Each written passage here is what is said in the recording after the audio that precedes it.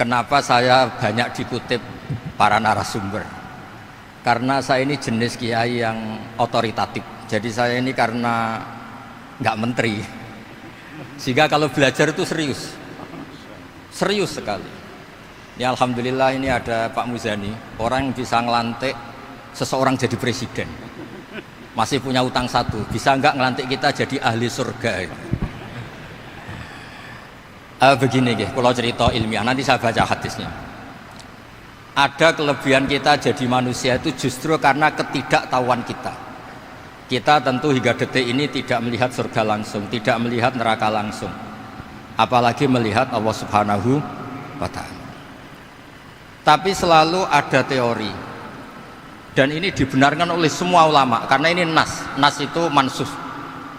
Geniku di antara kelebihan Rasulullah SAW adalah diutus kafatan linnas untuk semua orang. Sehingga ada orang ditanya, dengan apa kamu tahu kalau Tuhan itu satu? Orang ini dengan enteng menjawab, innal isnaini, angka 2, 3, 4 dan seterusnya, nisbatu dzalika ilal wahid nisbatul far'i ilal asli. Jadi segampang itu nerangkan ayat qul huwallahu ahad, Allah itu satu.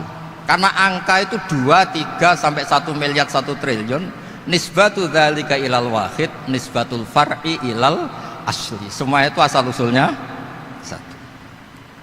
Begitu juga begitu gampangnya Syekh Nawawi Al-Bantani menerangkan kenapa bismillah itu dimulai ba. Huruf hijaiyah kan alif, tapi kalau bismillah dimulai dari satu ba. Ba itu ada titik satu.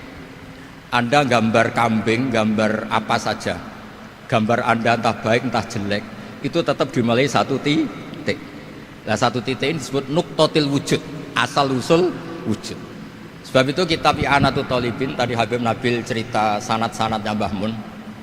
Sebetulnya kalau boleh angkuh, yang berhak cerita itu saya, karena kitabnya milik saya. Tapi beliau tak kasih terus cerita, ya alhamdulillah. Ada penyambungnya gitu. Nanti tak kasih lagi beliau. Ya memang yang paling berat beliau karena turunannya itu. Tapi kitabnya dari saya, jadi ya satu-satu loh. Kitab I'anatul Thalibin itu dikarang oleh ulama top, namanya Sayyid Abi Bakar Sato. Beliau punya murid yang sangat terkenal di Indonesia, namanya Syekh Mahfud At-Turmusi. Syekh Mahfud ini punya murid, diantaranya yang paling terkenal tentu Mbah Hashim sama Mbah Ahmad Dahlan, pendiri Muhammadiyah. Jadi kemudian kitab I'anah ini populer sekali untuk menerangkan fikih-fikih di Indonesia. Termasuk cerita bahwa wujubul jihad itu wujubul wasail lal maqasid. Jadi jihad itu wajib, itu wujubul wasail lal maqasid. Sama cari di syarah. Sekiranya dakwah itu bisa tidak dengan jihad, dengan pengajian kayak Majelis Rasulullah, kayak Majelis Nurul Mustafa, kayak kiai-kiai kampung, itu sudah cukup karena sudah isolul maksud, orang sudah menjadi kenal Allah Subhanahu wa Ta'ala. Sebab itu ketika Sayyidina Ali diutus di beberapa peristiwa termasuk di Khaybar, Sayyidina Ali didhawuhi la ayyahdiyawu bika rajulan wahidan khairan laka min humrin na'am. Ada satu saja yang Islam karena kamu itu lebih baik daripada kemenangan. Nah, kemudian ini supaya otoritatif menghormati masjid ini, Masjid Istiqlal, masjid yang luar biasa bersejarah. Saya baca keterbatasan kita, tapi ini menjadi kelebihan. Ini hadis di Shahihul Bukhari. Nanti sebagai cirinya saya tinggal supaya ini tadi otoritatif tadi, supaya semuanya pakai sanad. Ini hadis dari Shahihul Bukhari, sehingga Anda tidak perlu tanya ini sahih apa enggak, karena ini di Shahihul Bukhari ikutnya. Nomor hadisnya itu 6408. Monggo kalau mau dihafal. Biasanya jenengan kan hanya hafal Arba'in Nawawiyah. Ini hadis ini nomor 6408. Ada keterbatasan yang akhirnya menjadi kelebihan kita, yaitu kita tidak tahu Allah Subhanahu wa Ta'ala. Suatu saat para malaikat ditanya, apakah mereka yang membaca tasbih di sini, misalnya di Istiqlal ini, ngerti saya, kata Allah. Kata malaikat, tidak tahu. Fayaqulu hal ra'auni. Qal fayaqulu la wallah ma ra'auka. Qal fayaqulu kaifa la ra'auni. Yaquluna asyadda laka ibadatan wa asyadda laka tamjidan wa aktsara laka tasbihan.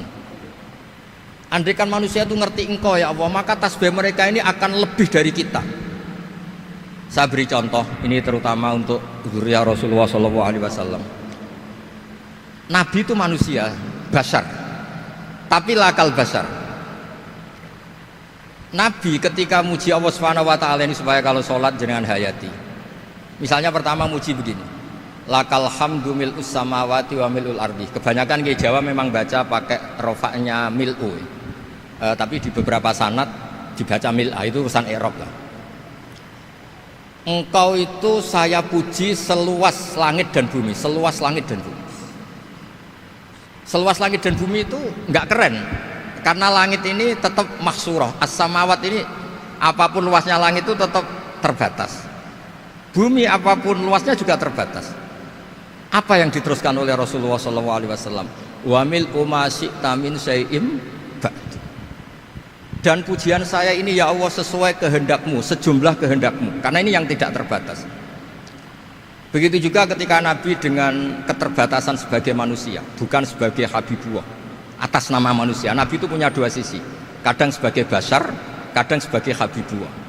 Dan sama-sama penting untuk mengawal Islam ini. Saya ulang lagi, sama-sama penting untuk mengawal Islam ini. Ketika Nabi sebagai bashar ngendikan begini, la nuhsi Allahumma lakal hamdu hamda yuwafi ni'amaka, misalnya pakai mukhatab, wa yukafi umazidak. Saya memuji engkau ya Allah dengan pujian yang sesuai jumlah nikmatmu, wa yukafi umazidak, dan bisa berserasian dengan tambahan-tambahan nikmatmu. Tapi apapun luasnya nikmat itu terbatas, sehingga Nabi nambahi, la ukhsi thana'an alita anta kama atneta ala nafsik. Saya muji ini tidak terhitung, sama sejumlah pujian yang engkau lakukan. La ukhsi atau la nukhsi thana'an alika anta kama atneta ala nafsik. Sehingga ini kreasi-kreasi Bani Adam yang malaikat itu tidak bisa. Saya ulang lagi, ini kreasi-kreasi Bani Adam yang bakat malaikat itu tidak bisa. Ini saya baca di kitab Fathul Bari, ini sarahnya kitab Bukhari. Kata Imam, ini saya ulang lagi, ini kata Imam Ibnu Hajar al-Asqalani, pensarah terbaik Bukhari. Jadi Sahihul Bukhari itu punya sarah paling terkenal namanya Fathul Bari. Itu gurunya Syekh Zakaria Al-Ansari. Syekh Zakaria itu dikenal sebagai Syekhul Islam. Itu berkahnya punya guru alim banget, kereng. Ibnu Hajar al-Asqalani itu kereng itu keras. Kalau muridnya tidak bisa itu keras sekali, tapi urusan ngaji saja. Terus punya murid itu pinter sekali, namanya Ibnu Hajar al-Haytami. Jadi beliau kalau mau ngaji ya susah, karena gurunya itu alim, nyuruh baca. Kalau mau ngajar ya susah, muridnya itu alim, takut salah. Jadi akhirnya pinter. Orang punya murid alim alama itu kan bingung. Makanya saya tidak suka kalau Profesor Nazar ngaji saya, nanti ngoreksi repot. Sudah gitu Islamnya beliau formal karena Menteri Agama, saya non formal. Lama-lama Islamnya beliau legal, saya ilegal. Kan jadi repot nanti. Makanya tadi tak bully, tak cocokkan. Kalau jenengan Menteri Agama sampai akhirat berarti top. Tapi kayaknya di akhirat saya yang ngelamar jadi Menteri Agama. Tidak ada, ini nggak penting. Ini hanya gejolokan saja supaya kelihatan bahwa menteri pun juga warga Indonesia. Begini kata Ibnu Hajar al-Asqalani, ini saya baca ya supaya penghormatan saya sama Habib Umar Hafid. Saya ini baca kitab beliau khatam serius, namanya Taujihun Nabi li Mardoti Bari, yang ditulis oleh Ustadz Fahmi bin Ali bin Ubaidun. Saya baca banyak, termasuk ketika beliau punya manhaj yang tidak populer, kata beliau fala budda antuwattina nafsaka ala annana khudamatu hadal kaun. Kamu harus yakin bahwa tugas kiai, tugas ulama itu khudamatu hadal kaun, mengkhidmati semua alam raya ini. Dan jangan pernah putus asa, misalnya melihat non muslim terus kamu putus asa, ini non muslim enggak. Bisa saja suatu saat rubbama aslama fakhasuna islamu, bisa saja dia Islam fakhasuna Islam. Nah, ini wirasah nabawiyah, karena dulu Nabi ketika dari kampung Abdi Yalil dan disakiti, malaikat Jibal itu usul supaya kampung itu dihabisi, kata Nabi apa? La bal arju ayukhrijawah min aslabihim ma ya'budu wa la yusyriku bihi syai'an. Bisa saja bapaknya masih kafir, anaknya Islam, cucu-cucunya napa? Islam. Kayak apa Nabi itu? Rojaknya Masya Allah.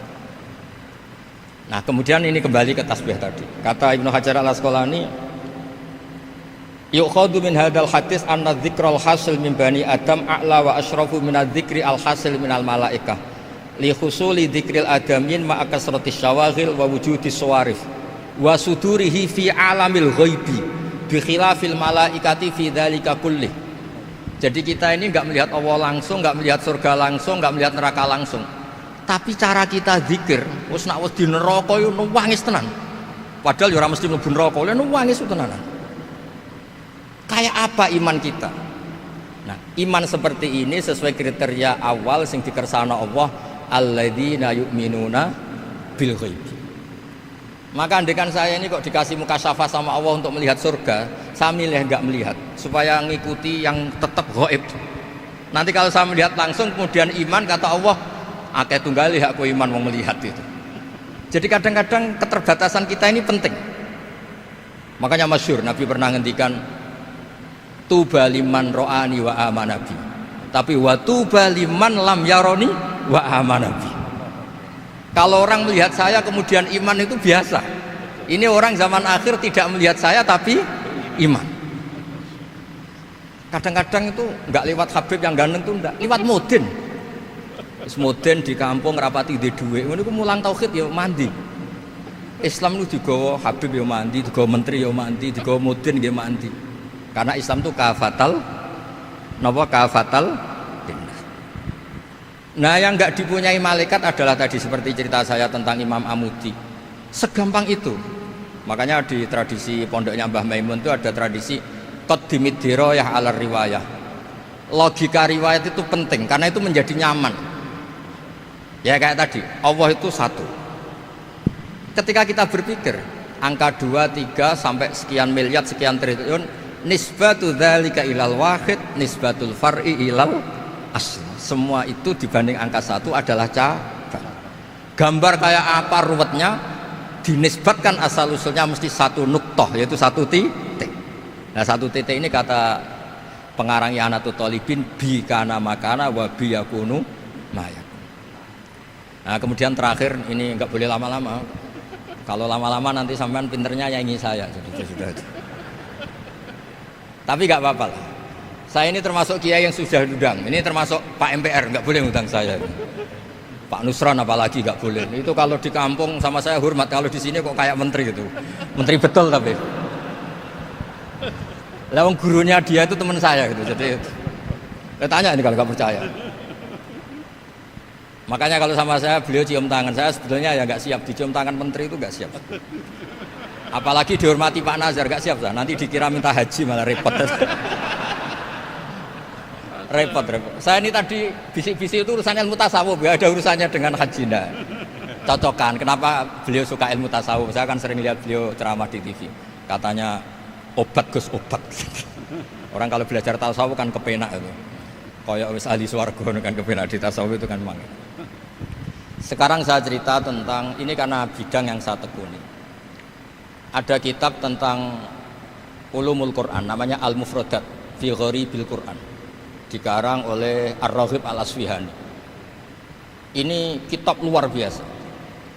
Di situ hanya cerita lafat-lafat per kata.